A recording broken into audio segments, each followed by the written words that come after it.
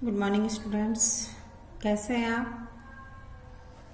Class 11th अपनी सामान्य हिंदी की बुक निकालिए और काव्य खंड, इसमें आपका काव्य खंड चल रहा था। काव्य खंड में कबीर दास जी के दोहे पढ़ा रहे थे हम आपको, जिसमें कि 14 दोहे आपके हो गए थे। आइए देखिए 15वां दोहा देखते हैं हम अब। पंखी उड़ाड़ी गगन को पयंड रहा परदेस, पानी पिया चंच बिन भूति गया यहू देश।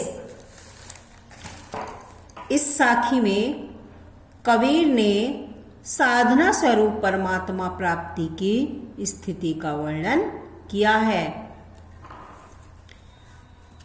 पंखी उड़ाड़ी गगन को, कबीरदास जी ये कह रहे हैं कि यह आत्मा पंखी पक्षी सहस्र नार चक्र रूपी आकाश की ओर उड़ जाता है। पंखी पक्षी, ठीक है। यह आत्मा रूपी पक्षी जो है वो सहस्र नार चक्र रूपी आकाश की ओर उड़ जाता है। पानी पिया चंच बिन पैंड रहा परदेश, और यह पैंड यानी पिंड शरीर बिना आत्मा के यहीं रह जाता है। यह आत्मा रूपी पक्षी जो है यह सहस्रनाग चक्र रूपी आकाश की ओर उड़ जाता है, और यह जो शरीर है बिना आत्मा के यहीं रह जाता है। सहस्रनाग चक्र में जाकर वह इंद्रियों से परे हो जाता है। सहस्रनार चक्र में जाकर वह इंद्रियों से परे हो जाता है, और पानी पिया चंचबिन, और बिना चोच के ही ब्रह्म आनंद रूपी जल का पान करता है। और यह बिन चोच के ही ब्रह्म आनंद रूपी जल का पान करता है। कबीर पर नाथों और सिद्धों के हठयोग का प्रभाव है। यहां रूपक अलंकार है, एक बार फिर से सुन लीजिए। यह आत्मा रूपी पक्षी जो है सहस्रनार चक्र रूपी आकाश की ओर उड़ जाता है, ठीक है। और यह जो शरीर है हमारा, यह बिना आत्मा के यहीं पर रह जाता है। सहस्रनार चक्र में जाकर वह इंद्रियों से परे हो जाता है, और बिन चोंच के ही ब्रह्मानंद रूपी जल का पान करता है, और इस शरीर को भूल जाता है। यानी कि जब हमारा शरीर तो यहीं पर रह जाता है, हम ऊपर चले जाते हैं मरने के बाद। पिंजर प्रेम में प्रकाशिया अंतरी भया उजास, मुखी कस्तूरू महमही बाणी फूटी बास। बाणी फूटी बास, अंतरी हृदय में उजास प्रकाश, मुखी मुख में महमयी सुगंध करने लगी। आइए देखिए, कबीर का मत है कि ईश्वर का साक्षात्कार होने पर जीवात्मा के मुख से निकलने वाला प्रति एक शब्द प्रेम के रस से सिंचित और सुव्यवस्थित हो जाता है, अर्थात आत्मा को प्रश्न करने वाला हो जाता है। पिंजर प्रेम प्रकाशिया, ईश्वर का साक्षात्कार होने पर हृदय में प्रेम का प्रकाश हो गया, और भीतर ही भीतर यह सारा प्रकाश छा गया। मुखी कस्तूरी महमही, मुख से राम नाम की कस्तूरी जैसी सुगंध आने लगी, और बाड़ी में प्रभु प्रेम की सुगंध फूट निकली। और जो हमारी बाड़ी में है वो केवल ईश्वर के नाम की, ईश्वर प्रेम की सुगंध फूटने लगी। नैना अंतरी आव तू, ज्यों ही हो नैन झपेऊं, ना हो देखो और को, ना तुझ देखन देऊं।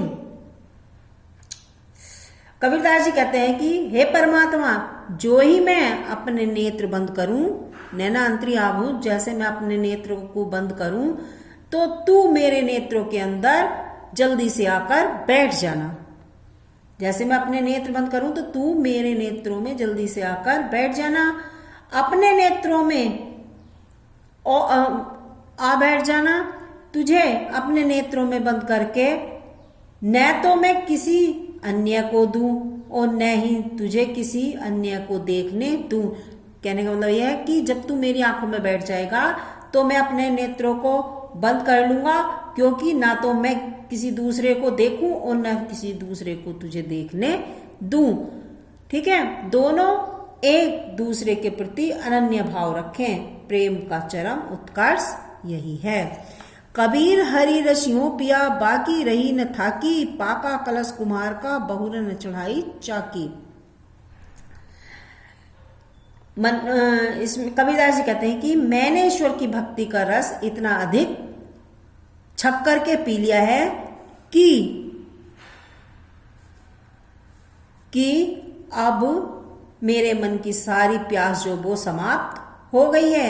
मेरे मन में अब कोई भी सांसारिक लालसा या इच्छा नहीं रही और इस प्रकार मैं आवागमन के चक्र से मुक्त हो गया हूं।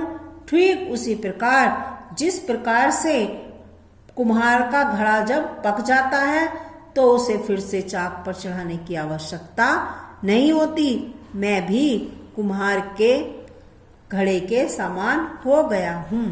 हेरत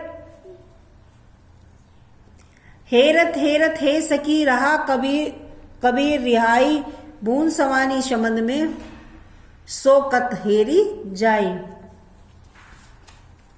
अर्थात इस साखी में कबीर ने ब्रह्मा साधना के परिणाम स्वरूप महामिलन का चित्रण किया है।